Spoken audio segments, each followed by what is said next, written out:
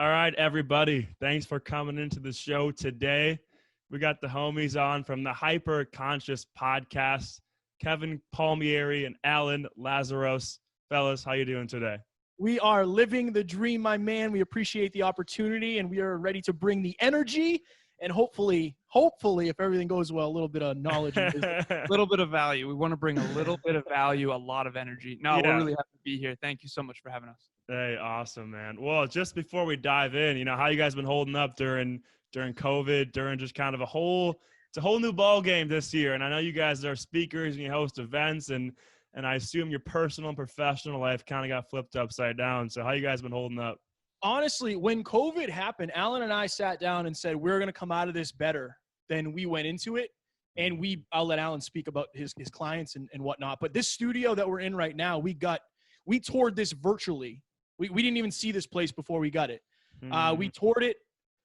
We said, you know what? We want it. We came in, we redecorated it. We put everything up. Like, honestly, a lot of the successes we're having right now are because of COVID. And I think a lot of that is because we decided going in, like, look, we're not going to use this as an excuse to just maintain. We want to grow through this. So I think what's interesting is when there's rapid change in the world and in people's values systems, people make their decisions based on their values, right? So when there's a massive change in the world in terms of what people value, like if all of a sudden we are all staying at home, certain companies and certain people, places, things, and ideas become more valuable. Other things become less valuable. So what's an example of that? So any storefront business that you used to go into, like a clothing store, for example, during quarantine became way less valuable. We talked to Brian Sidorsky, who was a billionaire who we interviewed, who owned a lot of real estate, and a lot of his tenants couldn't pay their bills. Staples was one example. And so when the world changes rapidly and people's belief systems and values change rapidly, behavior changes rapidly. And then all of a sudden, overnight, businesses become way more valuable or way less valuable. Zoom changed their prices right after quarantine because Zoom just got 10 times, probably 1,000 times more valuable overnight when all of a sudden the whole world gets quarantined, right? So I think, to answer your original question, Kevin and I have a belief system that's very simple. It's 90% what you do about what happens to you. So only 10% is what happens to you, 90% is what you do about it. And we've found that to be true with everyone we've interviewed. Some of the people we've interviewed have been through the most heinous, horrible things, and they came out better every time. And that's what we try to do. And so this is no different. I think a lot of people suffered, but we definitely found a way to innovate and honestly become more marketable and more valuable, not only as people, but as a business. Fire. Thanks, man. And we definitely empathize with people who weren't necessarily able to do what we've done. Like, we both coach. So one of the things now is, like, do you understand how important it is to be online? Right. Because if you didn't before, like, this is your wake up call, because everything is online. Everything is, like, we've never met you in person, but here we are seeing you in HD across the country. Like, what on the big screen, by the way. Yeah, we got the TV screen. I love that. it's a very unique time, but it's also a very opportunistic time if you can find a way to take advantage of it. Right. Yeah. It's crazy too. I mean, I mentioned right before we hopped on, my brother and I run a video studio, and a lot of stuff we did was in person, gyms, real estate companies, right? And now it's like, okay, how do we shift over to products? How do we, mass edit content for influencers and personal brands, right? It's just all like, how do you create, like you said, into that value space where it's like, these areas are going away, these areas aren't.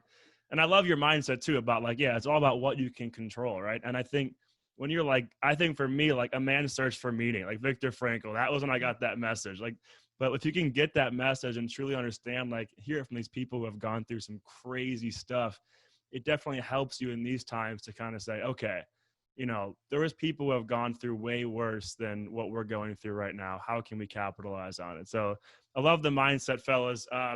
Before we talk more about mindset, because we could go on that topic forever, I want to just get the background, both your stories. I know you each have your own individual little flair, and then eventually your paths crossed, and I already love the vibe between you two, so I'm excited to hear how it kind of developed. But Kevin, you may want to start with kind of like your background, your story, and how it led up to you two meeting.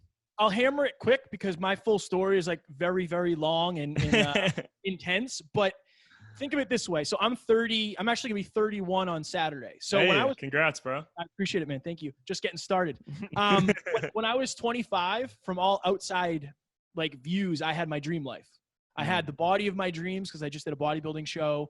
I had a 6-figure job. I had a beautiful girlfriend, brand new sports car, brand new apartment. Like by all outside standards, I was the man. I was living the dream.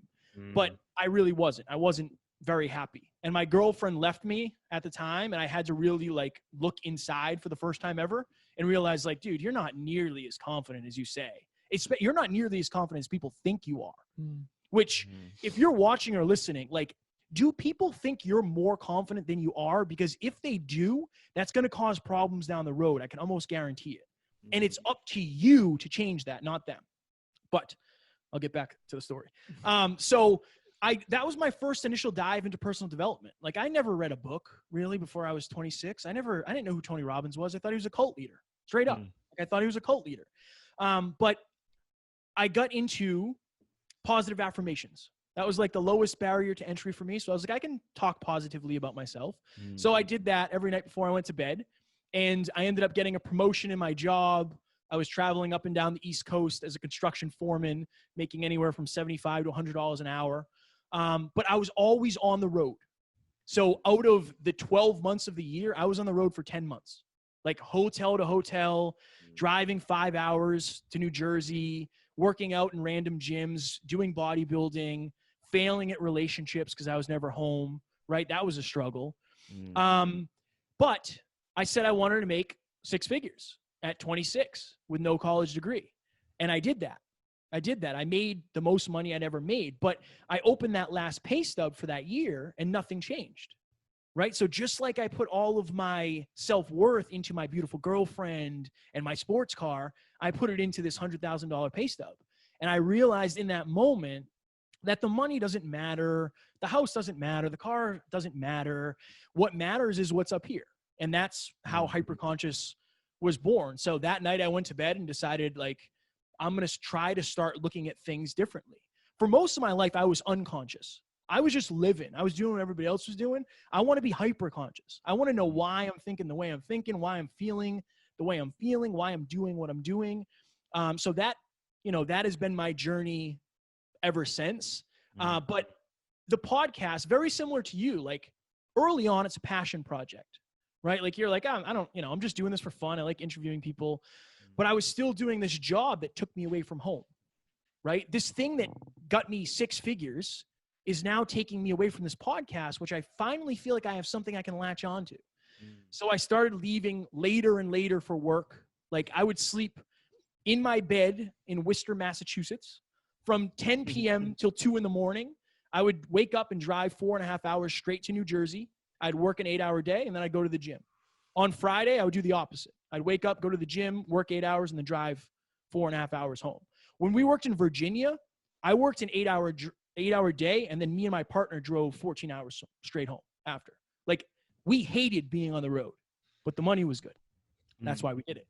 But as I'm getting taken further and further away from my goals, things are just getting worse. Like, I have goals for the first time in my life, and my job is taking me away. So, it kept getting bad. I'm telling people like, I don't know if I can do this anymore.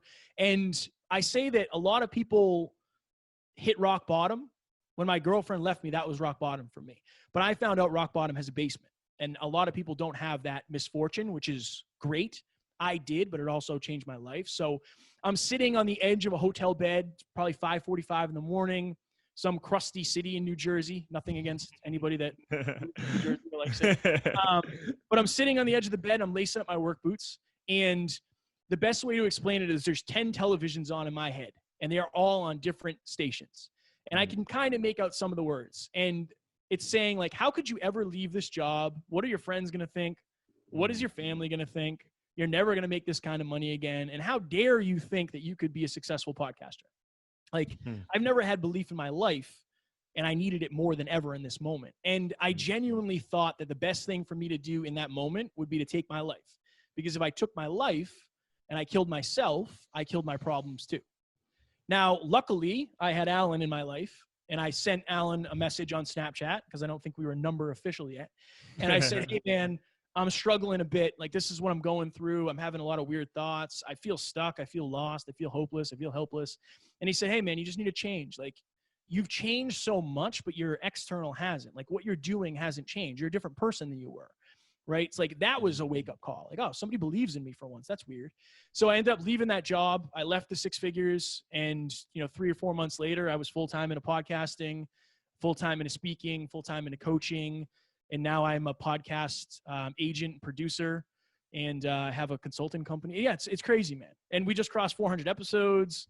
So yeah, I'm very, very happy where I am today, but I definitely crawled through the mud to get there for sure. Yeah, man. Wow. Good luck, man. Good luck. I'm like, hey, Alan, good luck following that, man. I'm over here like, I mean, got a really powerful one. That's tough to follow, man, but we'll see what you got.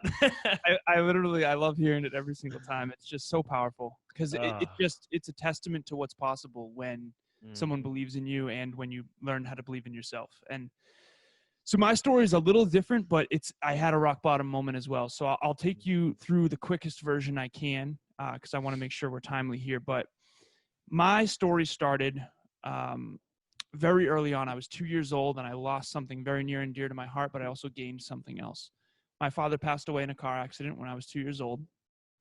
He was 28 years old at the time. And my mom had to figure out whatever she could do to survive, to take care of 2 kids. I had an older sister and a mother, and so I lost a father, something that I'll never get back. But I did gain something else, which is I was raised by 2 women. So I had an older sister who was 3 years older than me, and my mom, and they really, really just poured into me. And I think that's ended up to be a huge advantage in the future. But fast forward, I think 8 or 9, and we're in the car, and I'm with my mom. And my uncle at the time, my mom's sister's husband, was the track and field coach at WPI. And my mom said, WPI, we're driving past, I remember like it was yesterday, driving past the bottom of the hill there, and it said WPI, Worcester Polytechnic Institute. For those of you who don't know, it's like a mini MIT. There's always WPI t-shirts that say, friends don't let friends go to MIT, because they're kind of like a competitive thing, right? And so she said, Alan, you're really smart. Smart people go there. You should go there one day. Life is about choices.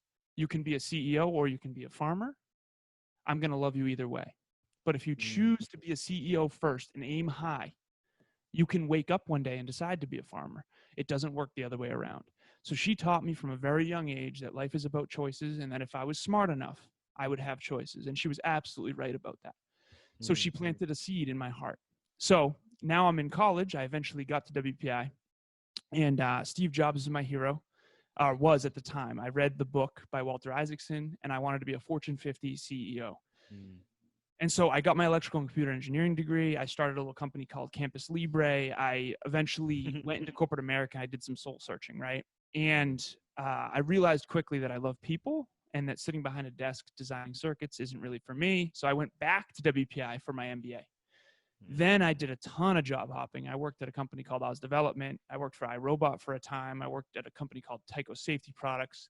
I was a global product manager for Sensata Technologies. For those of you who are watching on YouTube, I do look 12, but I'm actually also 31. And so it's like, how is this dude lived so Something much in life? the water out here in West. Yeah, right. Yeah. Did I tell you about the space cream? No.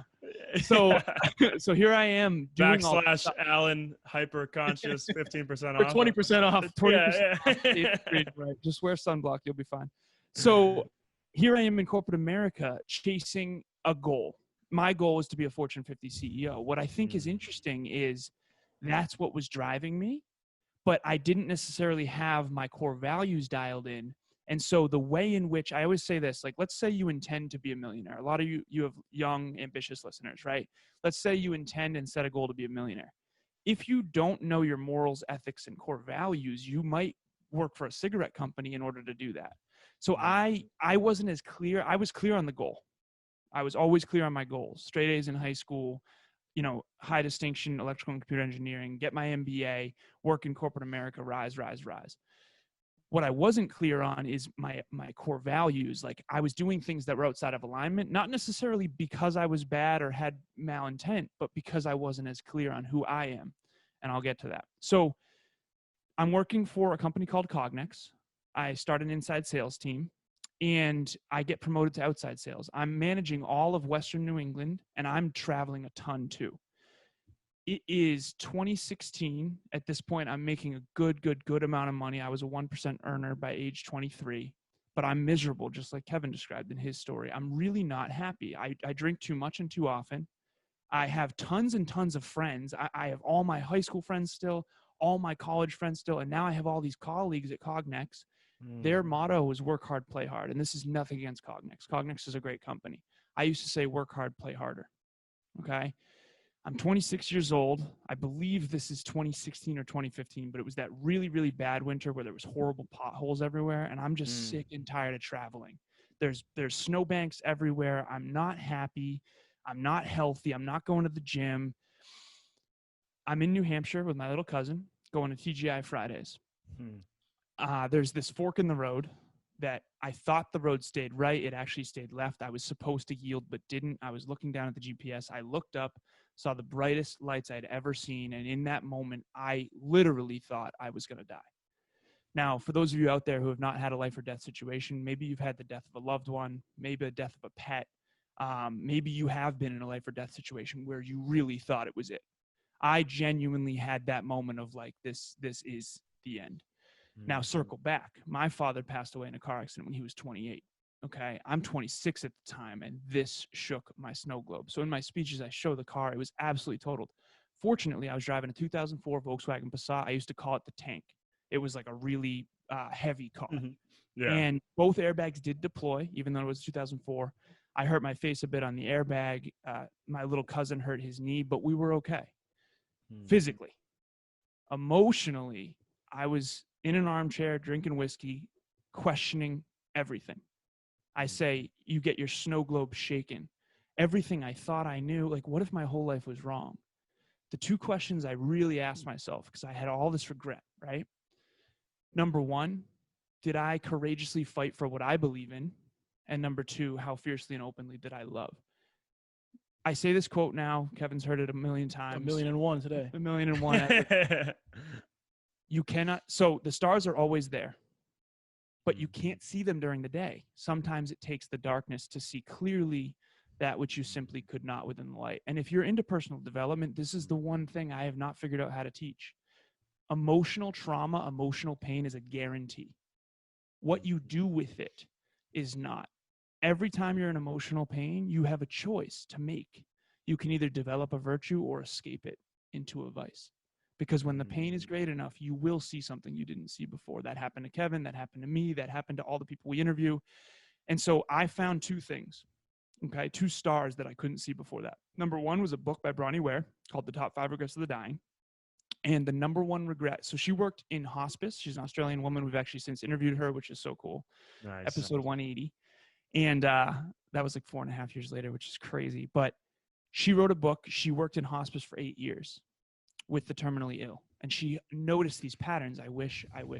She has a TED Talk as well. The number one regret of the dying that she noticed is I wish I had lived a life true to myself and not what others expected of me. And that's what I was doing. I was chasing external validation, just like Kevin was. Persons, places, things, ideas, parties, acquaintances, like instead of following my own inner compass.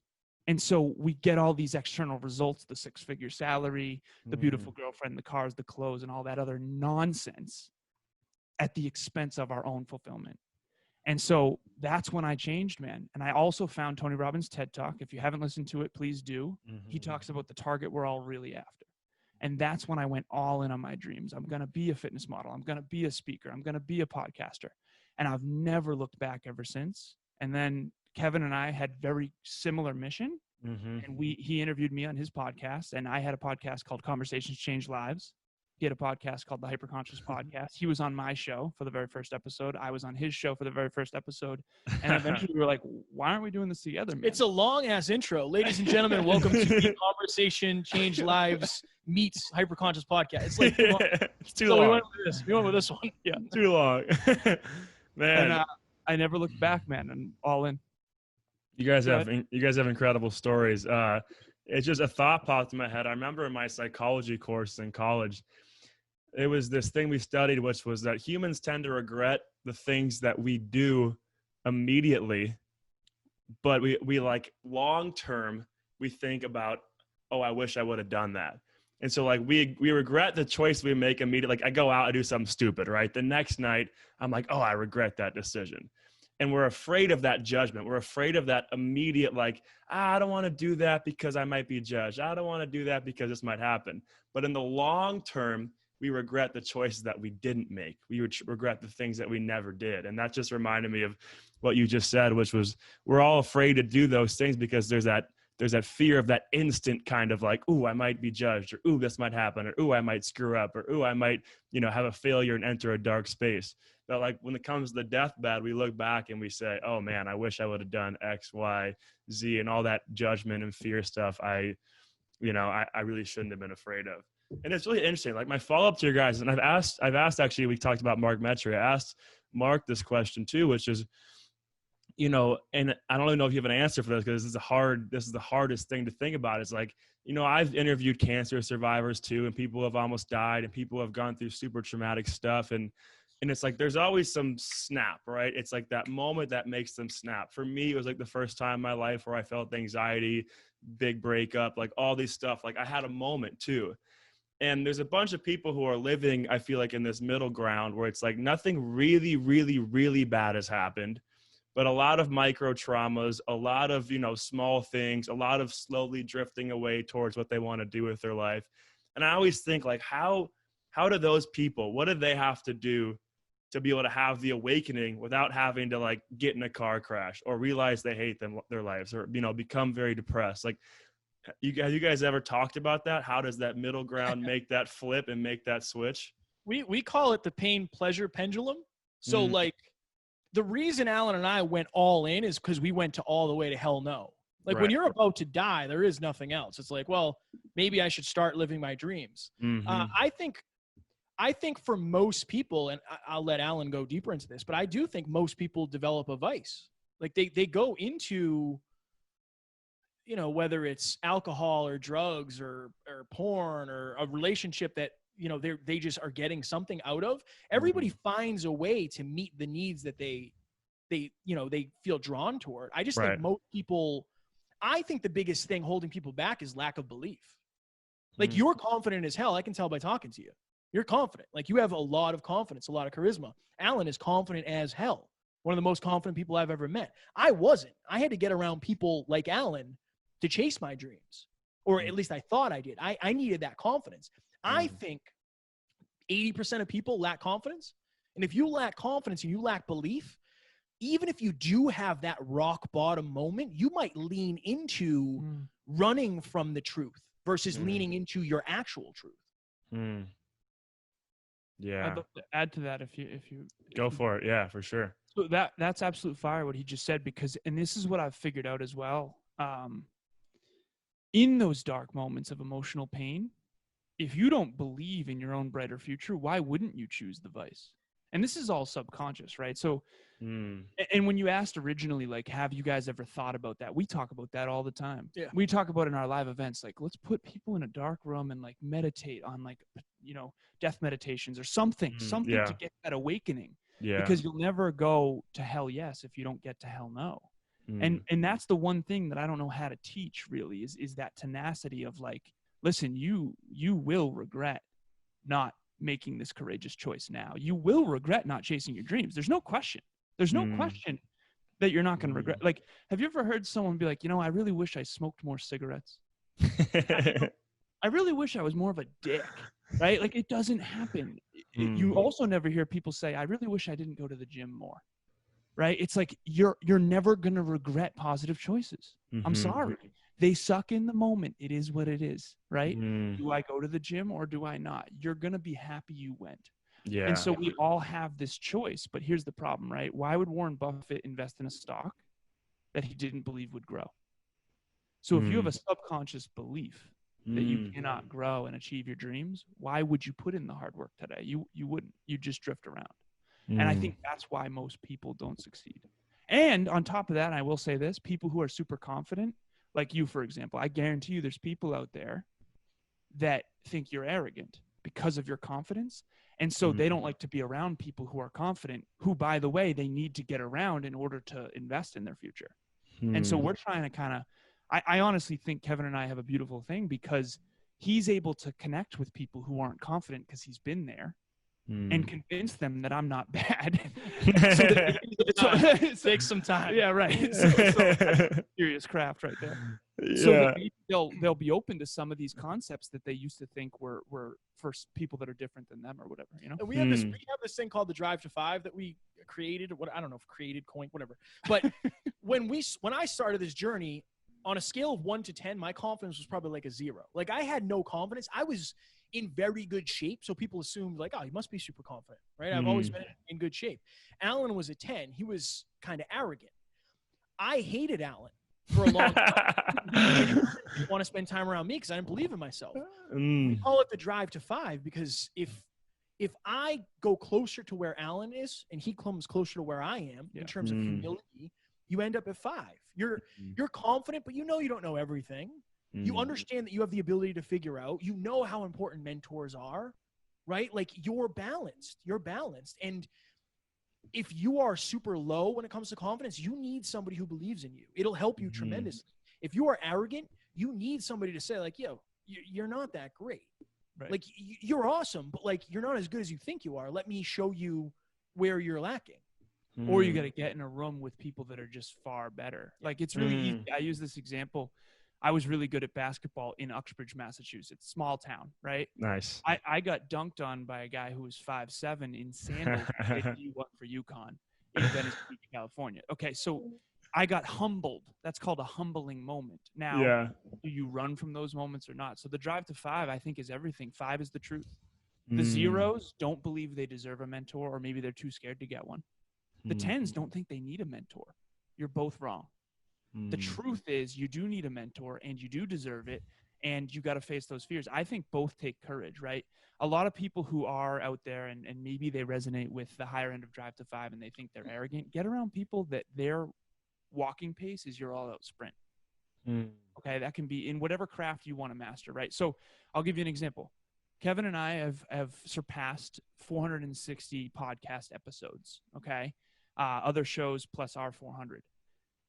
If you've only done 30, not you, but anyone, when you're around us, you're going to think, oh my God, like, wow, maybe I'm not that good. I remember when I went and saw Brendan Burchard as a speaker, I was like, whoa, I'm not a good speaker at all, right? So I needed to be humbled, and that's my focus, humility. If you're on Kevin's end, you got to focus on confidence. I will give you one caveat.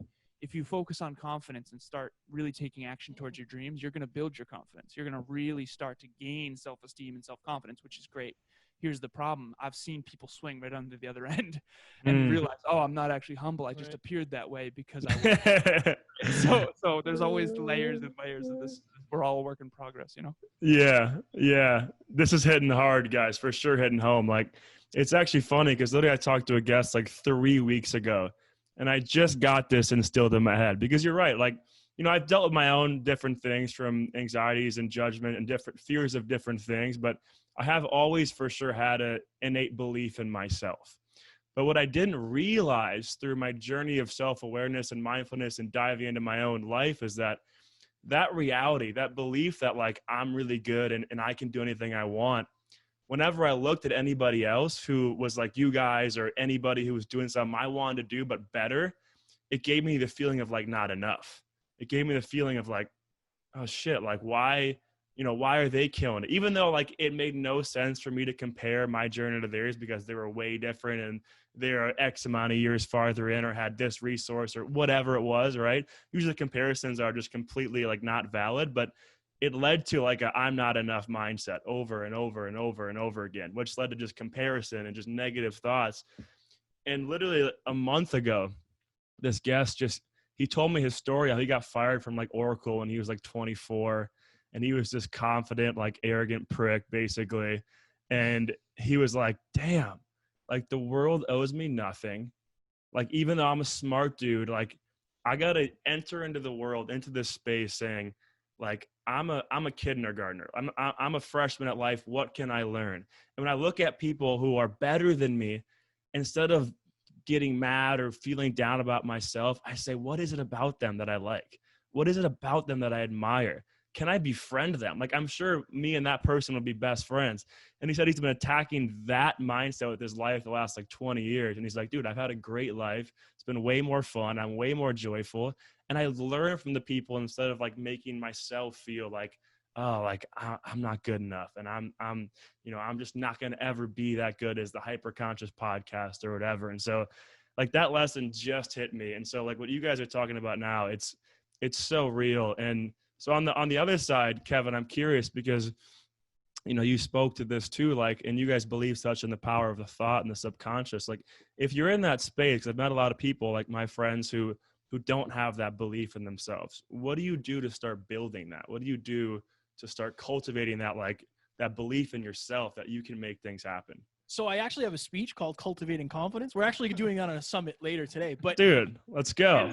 Right? Like synchronistic. This is a good pre-run for it. Yeah. Honestly, I think it's a couple of things. I don't want to just go through like hammer the 5 points like I would, but I think one of the biggest things is you have to understand why you're not confident. Like for me, one of the things I told Alan, I was really good at baseball. Like I was always one of the top 2 or 3 on my team. I made the all-star team every year. I was always like highly rated in batting average. I got scouted by different teams. I told Alan, I thought I got lucky. Like I never intentionally decided to be good. I never, when I started this podcast, I didn't think I could be good. I didn't think I could be a speaker. I didn't think I could coach. So number one, start making decisions and stop thinking that the things that are happening to you are by accident. If you do really well at something, take credit for that. Because if you lack confidence, you're not good at that. You are not good at looking at the wins. You're really good at looking at the losses. That's number one. Number two, get around people that believe in you, as long as they're not arrogant. Because what that's going to do is you're going to see that it's possible to believe in yourself. If you're afraid of people that are confident, you're going to run from that for your entire life. Like I know I did. I hated people that were confident because I thought they were arrogant. But when I started getting around Alan and he would challenge me in a good way, I could start building belief. I borrowed belief for a while, and then I started building it. Right? Like you don't want to borrow it forever because you'll never have your own. Right? You have to cultivate your own. I would say start small. Like if you want to run a marathon, go run a quarter mile. And honestly, give yourself credit for the fact that you just ran a quarter mile further than you ever have in your life. Don't worry about the 26. Worry about the quarter. Worry about that. Fear chase. This is the biggest thing, man. This is what I think one of my superpowers is, even though it is brutal most of the time. I'm afraid of everything. Honestly. I'm not really afraid of doing interviews anymore because I've done enough of them and we've done 400 episodes. But even if I was afraid, I would show up and give it hell anyway. That is, if you can do that, you will become more confident as long as you detach from the outcome. This could go to crap. Like, you could be like, you know what, man? I got to can this. This is dog shit. Like, I can't use this. But the fact Hopefully you don't. Right. Yeah. Let me get this point across. Right. Cut it after this.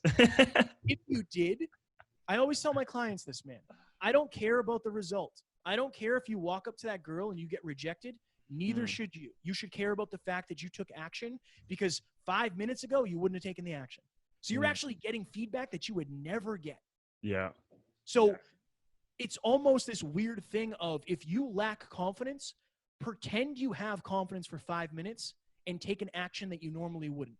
It's like this weird, what's the thing where the numbers, oh my God, catch 22. Yeah. See? Pretty good. It's this weird catch 22 where like you kind of have to move forward. I don't want you to fake it so you make it because you'll never make it. But see what it feels like to have it. And then take a small action and understand that failure is part of any journey and it's not going to kill you. Fire. Not bad. Was there a fifth one? No. There is hey, to get the fifth one, please sign up for my virtual seminar. Honestly, the fifth one's get clarity. Get clear. Like most people don't know what they want out of life. If I was like, yo, we're going to go climb a mountain and you're like, you're very low confidence, Google what the mountain is. So you'll have more information going in. If it says like it's a very easy mountain, there's no reason for you to worry. Now you can go into it and just experience it and take that action and build that belief. Yeah. Fire. Yeah.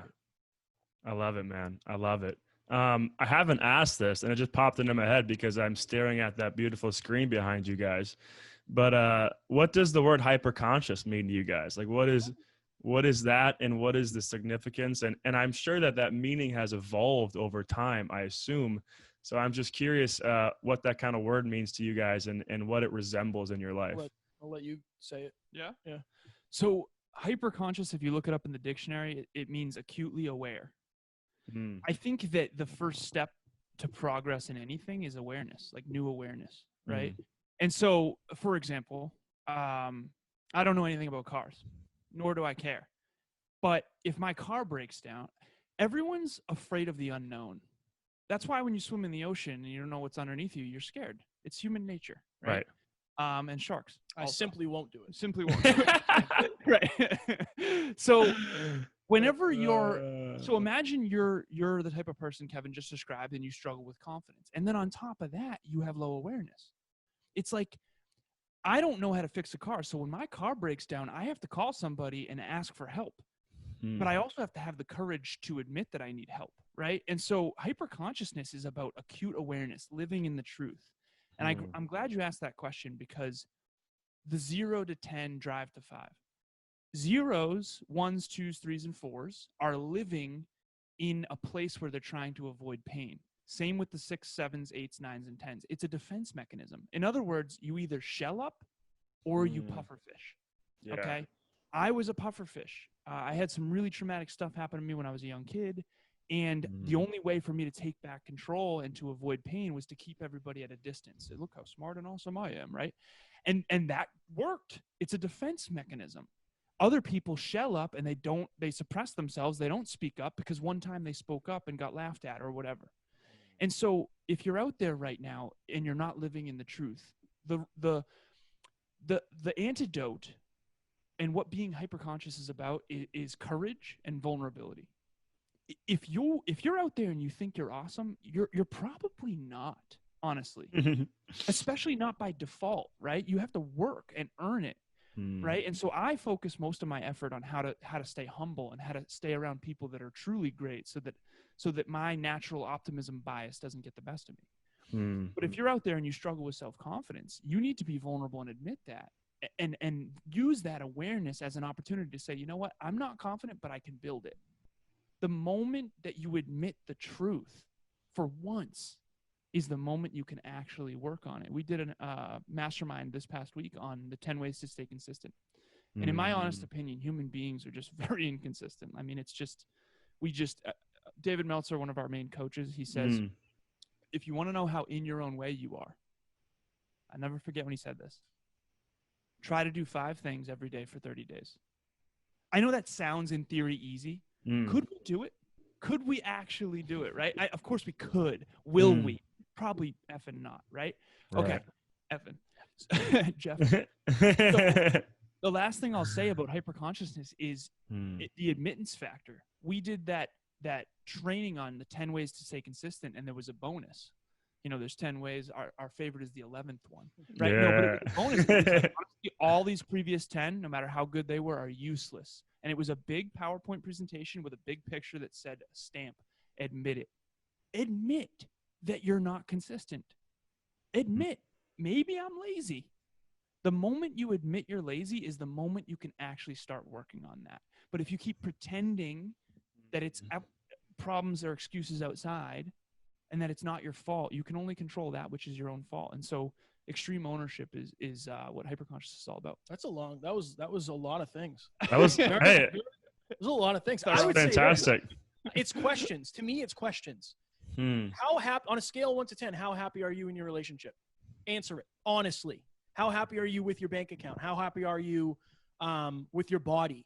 Like, hyper conscious is becoming aware of what is in your relationship with it. It's like Alan said, admitting the difficult truths, because the only way to make a change is to admit it first. To me, that's like, and we have so many different examples of like, I had to be hyper conscious in this moment. That was super hyper conscious. That's a hyper conscious thought. Right. You can be hyper conscious about health, fitness, wealth, mindset, relationships, love, business, anything where you're thinking deeper than what is hyperconscious. Yeah. And if you notice, the last thing I'll say, he said ask questions, right? That's getting to the truth. If Yeah. you ask a good question and really answer it honestly, that's the vulnerable and courage. It takes courage to admit, you know what, I have a drinking problem. But the moment you admit that, it took me 5 years to quit drinking. It took me 5 full years to actually do it. And I'm 400 days sober. And it's like, I had to admit, though, I have a problem. I have a drinking problem. This sucks. Like, and it sucked to admit that, you know, and no one else sees that moment in my room where I'm crying by myself. Like, wow, this is like really hard. And yeah, there's a million external reasons why I might have a drinking problem. I was exposed to it young. I grew up around it, whatever. That stuff's irrelevant. The truth of the matter is that I have a problem and it's my responsibility to solve it. And asking those tough questions, like Kevin said, is the way you get to the truth, and you can only build on the truth. Your truth. It's the way. It's the way. Yeah. No. Hey, I'm sold, man. I'm sold. Give me a flag or a sticker or something, man. I gotta carry that word around me from here on out. No. Hyperconsciouspodcast.com/sold.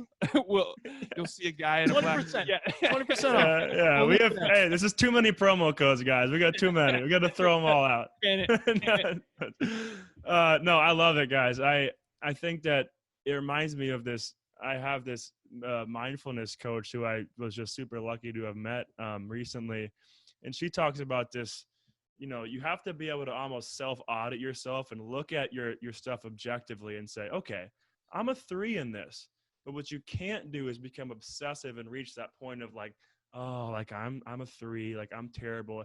It's that difference of like, you know, like dwelling in it and having it overtake you, and it really just changing your whole like dynamic and energy versus being able to like be hyper conscious and actually be aware of it and to analyze it and say, okay, like that's all right. Like I'm a 3, but what does 4 look like? And then what does 5 look like? And what does 6 look like? And what does 10 look like? And just make those steps towards it objectively, because that's how you're going to find that happiness, right? So I freaking love the definition, guys, and I love just as deep.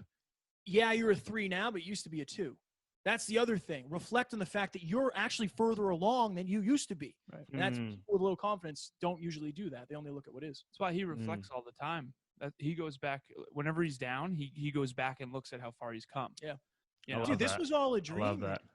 This was 400 episodes, a studio, you know, having Crazy. a podcast agency. Like, dude, that was for me. At one point, that was all a dream. Now I complain sometimes. Like, get over it, man. Yeah. Look back when you wanted this. Don't forget how bad you wanted it before you had it. Like, Yeah. you know, I think we're all guilty of that. But Yeah, for sure. I'm curious. You guys have interviewed, I mean, hundreds of thought leaders and just incredible human beings. Of some of the habits or the mental, you know, exercises or skills, has there been any that have jumped out to you as be some of your favorite, as far as like a practice or a routine or anything that you do that you said, wow, this guy taught us this and I've been doing it all the time, or anything like that? I would say Dave Meltzer, being a student of your calendar, as simple as that sounds, like until I really understood that, I didn't have a calendar.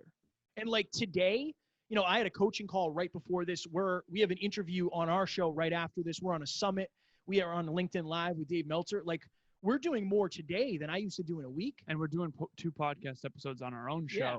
So today is like 5 or 6 episodes and a coaching call. Yeah, and it's like today's Jeff. The fact that we're prepared for it is because we've been working on our calendars for the last, you know, year and a half, 2 years. Like every day when I wake up, the first thing I do is see like, what am I supposed to do? The top people in the world don't wake up and say, what do I feel like doing today? That's not how they live their lives. They live their lives on what are the most important tasks that have to get done today in order for me to complete my mission. I would say that's probably the top people in the world live intentionally. They are not living by accident at all. At all. Everything they say, everything they do, everything they think and feel is intentional. And whenever they're off course and outside of alignment with their goals and core values, they pivot quickly. You know, I use the analogy of a triathlon. If you've ever done one, you get kicked in the face a lot in the water because people are passing you and maybe you're not a strong swimmer. Maybe you're not a strong. I'm like a fairly strong swimmer, but not in a triathlon. Depends who you're in the lake with, right? Right. And so I'm getting kicked in the face a bunch. And it's not about like my goggles are shifting and I've got water in my eye, my contact's falling out. And it's just like, this is the worst, right? And it's not about not getting kicked in the face. It's about how quick you can get back on point and going in the right direction and not swim into the shore, and lose traction. I think some people go like 2-3 weeks. I used to have bad weeks, literally. I used to have emotionally bad weeks where I was off all week. That eventually became emotionally bad couple days. Eventually it was like I'm off for like a day or two, right? Binge eating, watching Netflix, whatever. Now I'm telling you, it's down to like a couple hours. I can get really emotionally like beaten up, right? And whether it's like a massive failure or whatever, tough conversation in my relationship, tough conversation with Kevin, and I'm back at it in 20, 30 minutes sometimes. Sometimes at the longest 3 or 4 hours after I watch Titanic, cry it out, and then just get back after it. So how long are you outside of alignment? That's what I would say I've learned from people. People who are on point live intentionally and they don't go outside of alignment and they're crystal clear. If you are not clear on your goals and core values, you are jeffing. You need to understand the game you're playing. You can't win a game where you don't know the goal. So what are your goals? What is your mission? What is your core values? And are your decisions in alignment with that? And when they're not, that's okay. Admit it quickly, notice it quickly, recognize it quickly, and then get back on point. I'd say they're savages too. Like, if you're seeing somebody on social media, you're seeing like some form of them, but behind the scenes, like most of the people we've interviewed are absolute savages in terms of like, they do what has to get done. They do back to back calls. Like, this is their life. They are not dabbling at all. They don't dip their toe. They live in the water. And I think that they're just fully committed. That's the word I would use, like ultimately. But they didn't start there. No. And that's the thing. We're seeing that, right? So Michael Jordan, got cut from his high school basketball team. Like, yes, they're savages. Understand that it's a process. Right. And realize that your step 1, don't compare your chapter 2 to someone else's chapter 15. Learn from 15. Learn from chapter 15. I went a little hard there. No, I liked it. I went a little hard. I really liked it. I went a little too hard. Very rarely.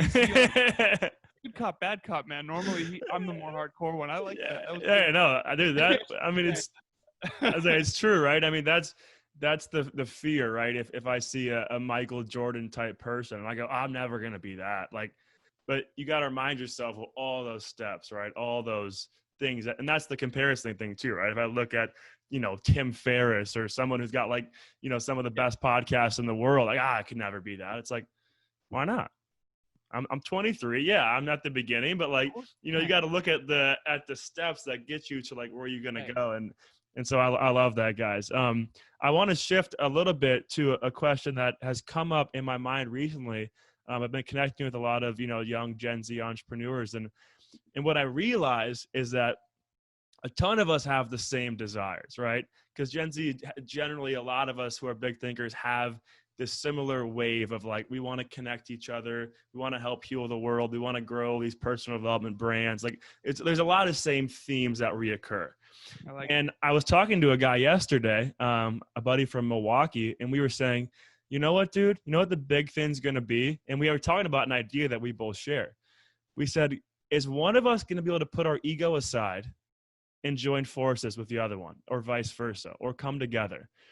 And so I'm just asking that because I know you two made the choice to come together. And I think there's so much power in that, and so much, I mean, I just see the energy that radiates between you two, and just the progress that you can make by having partners and by doing things together. And so I'm curious how, you were able to step out of your ego a bit and say, this isn't just about me, and come together to create something that was like beautiful together. I wonder if you have any advice for people on that topic. Hey, I'm blown away by you. Genuinely. Fire questions. Strong work. I would say this. It's funny because Alan doesn't need credit ever. So I would like early on, and still to this day, like I get a lot more credit than I've ever gotten before because Alan doesn't care. He's just like, yeah, man, either way, I just do it. Doesn't matter. I don't care if anybody sees it. It's like, I kind of do a little bit. I'd like people to be in the crowd. Like, I know it doesn't matter to you, but like, it'd be nice. So I think, and the other thing too, man, like I suck at a lot of things. Like I'm not as business minded as Alan. So me succeeding with Alan on it, I won't even say it like that. Me failing with Alan is way more successful than I would be by myself. It's at least twice as successful. He knows way more than I do in certain things. I know way more than he does in certain things. Like, together, we are way better than I would be separately. Did I have to deal with demons in my own, level of self-confidence and reflection? Of course. But I'm happy with who I am as a man. I'm happy with who I am as a podcaster and as a business and all that. But a lot of that is because Alan and I are working on our characters. If you're looking to partner up with somebody, don't just ask, what is business going to be like? Ask, what am I going to be like? Because if the person makes you a better human, you're leaving so much on the table if you don't do it. Fire answer, man. Appreciate that. Really good. So this is such a powerful question. And I'm so grateful that you asked it, because I think that we fail to go into business or start something because we think it's our idea. And it's all fear, first of all. And it's scarcity over abundance. And here's what I'll say. We've all seen The Lion King. You have Mufasa and you have Scar. Never seen it. He's never seen The Lion King. What? Okay, so most people have. I know, right? I didn't have a childhood, man. I watched Terminator and Arnold Schwarzenegger movies. We don't have enough time. And Rocky. So Mufasa is abundance and Scar is scarcity. In other words, Scar has to manipulate and lie and use fear and kind of manipulate that situation where Mufasa dies in order to be king. He has to get the hyenas. Spoiler alert. Yeah. And so that's how a lot of people operate without knowing it, is they're trying to manipulate the circumstances to fit the way they think it should be. And I think that's a really unintelligent way to approach your life, because not only will it be super unfulfilling, but you'll also succeed at a much smaller level. So power versus force, right? Mufasa just is king because he is strength. Scar has to manipulate his way to the top. When are you Scar? And we're all both, by the way. We all have a bad wolf and a good wolf. Whichever one you feed more is the one that's going to win. And so with Kevin and myself, the drive to 5. Find someone out there. First of all, especially right now in the world, everybody thinks they're right. And it's one perspective on the truth. So I remember one time I put a marker up and I said, okay, imagine seeing 360 people's perspective on this marker. Now I can see the truth more clearly.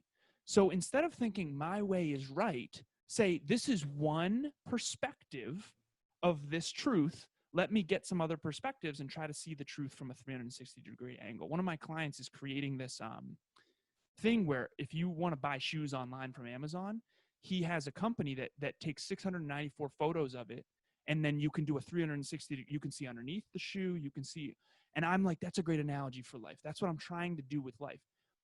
You and I can go to the same party, and it could have been a blast for me because I didn't see the one fight that broke out in the corner for 20 seconds when you got hit in the face or kicked in the face or elbowed in the face. So you go home thinking that party was horrible. I'm never partying again. You draw all these conclusions, and I can go home saying the best party ever, right? Because I wasn't aware of the fight, and you're focusing only on that one negative part of the party. And so here's what I would say. If you're out there right now and you think you're right, you're not. That's one perspective of the truth. Partner up with somebody, collaborate with other people who have a different perspective, who, this is the one caveat, they must have a similar core values and they must have similar goals. Kevin and I both want to be world-class in fitness. We will go to the gym together. When we travel, we're always going to the gym. It would be very hard for us to work together if I'm always leaving to go to the gym and he's sitting there eating pizza in the hotel room, which has happened. Oh, I do that all the time. Yeah. But complementary skill sets, different perspectives, similar goals and core values. Just think of that. Because I'll tell you right now, I've been in intimate relationships with people who did not have similar goals and did not have similar core values. And I think that made it very challenging to execute toward my dreams while staying in rapport with them. And I think Kevin's good at stuff I'm not. He has strengths I don't. So the whole is greater than the sum of the parts because we're so in alignment. Yeah. Fire. I love it. I'm amazing, guys. Absolutely amazing. I'm taking so many notes right now in my head. I'm going to write them all down afterwards. This is awesome, guys. All right. Last question. You guys can both answer it individually here. So the podcast is called Dreamology, and I made that word as kind of like, I'm here to be a student. I'm here to study, and I want to study what the modern day American dream looks like, what the Gen Z American dream. And I looked up on Google just for fun what the definition of the American dream originally was, and I'm just going to read it to you. The American dream is the belief that anyone, regardless of where they were born or what class they were born into, can attain their own version of success. And so my closing question for each of you is, what is your own version of success? Fire. You want to hammer it? You can go first, No, brother. I'm going to let you go first. Put the pressure on. All right, sounds good. What is my own? So first of all, fire question. Because here's the thing, right? I think there's 3 master skills to life. Honestly, health, wealth, and love. We major in minor things. We chase the extremities, and it's at the expense of the things that matter most. For example, you can chase this job opportunity over here, but if your intimate relationship is suffering or on the fritz, you need to go have a tough conversation with your partner and fix that first. Okay? If I'm bleeding from my leg, you got to check my vital signs first before you fix the leg, because while you're fixing the leg, there might be something else happening. So to answer your original question, there's 3 master skills to life. Number 1 is mastery. I love mastery. That's what Kevin mentioned about why I don't need credit. Like, I want to be really, really good at my craft. So podcasting, every single one I review, and I try to get better every single time, and hopefully that's shining through. Number 2, impact. So number 1 is mastery and growth. Number 2 is impact. Use your mastery and your skill set to impact other people's lives in a positive way. So for example, I help you grow and scale your business online. Okay. I'm doing this podcast to help impact your listeners' lives. Okay. Number 3, and this is the one that I need to get much better at, and this is profitability. In other words, how much money do you make? How do you actually make your money? And do you love how you make your money? And then most importantly, what do you do with it? So again, my version of success is health, wealth, and love. Health, physical, mental, emotional, spiritual. Wealth, how do I make my money? How much do I make? Where do I spend it and invest it? More importantly, invest it. And then number 3, love, friends, family, intimate relationship, colleagues, clients, mentors, mentees. That's what success means to me. World class in those areas. Everything else is for the birds. I love it, man. I love it. Way different than that, of course. For me, one of the things that drives me the most is just I want to be the most extraordinary man in the world, but I also want to be the most down-to-earth dude. Like, I want you to see me at a restaurant and me just be like, come up behind you and do bunny ears and take a picture. Something like a regular dude who you can like talk to in a restaurant. That's one of my main goals. So for me, like, my success to me is what we're doing now exponentially. On episode 7 of our show, I said I wanted a studio. I wanted to podcast when I wanted, with who I wanted. I wanted to wake up when I wanted. I want to go to the gym when I want. Like, that's my life now. I get to do that. I wake up at 4 because I want to. I wake up at 6 because I want to. Like, that I am living my version of success. I just want it exponential where I'm able to impact more people. Like stadium speeches, hundreds of thousands of online training programs sold. That's it. Like, this exponential. That is success to me. I'm in an amazing relationship with an amazing young woman. I'm in the gym. I'm learning about myself. Like, it's just continuing and growing. Continue to grow, continue to contribute, and just become the best version of me. Like, that is success. And I don't think I'll ever get that because I always want to be growing, right? Success, it's a sliding scale. Success is like you're on the treadmill and it's that Kit Kat right in front of you. Like, it's great to take a bite out of it, but if it's not there, then what are you doing? Like, what are you doing it for?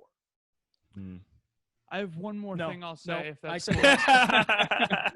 this will be fun to see who wants to get the last word. This will be a fun thing to watch. Exactly. And I think this is exactly what Kevin mentioned, and this is what we'll end with, or I'll end with. My girlfriend's little sister asked me a question recently that was really interesting. I was in the kitchen and she said, if you won $30 million, you won the lottery, $30 million, what would you do with it, with the money? And I thought about it for a second. I was setting up the meal and I was like, honestly, I would do everything I'm already doing, but I would invest that money into doing it better and more effectively and impacting more people with it and becoming more profitable and growing at a faster rate, accelerating faster. And I would start my philanthropic efforts sooner. And she said, that is the best answer I've ever heard. Most people go to the cars and the jet skis and all.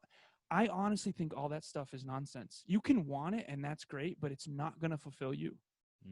You know, people want nice cars. They don't want financial mastery. You can't have one without the other. So all I'll say is if you wouldn't answer that question the same way that I did, just question why. Because like Kevin said, more of this. We want more of this. We don't want to go vacation. Why? Because we love our life. If you have to go take a vacation in order to really enjoy yourself, maybe your life isn't as well designed as it could be. Love it.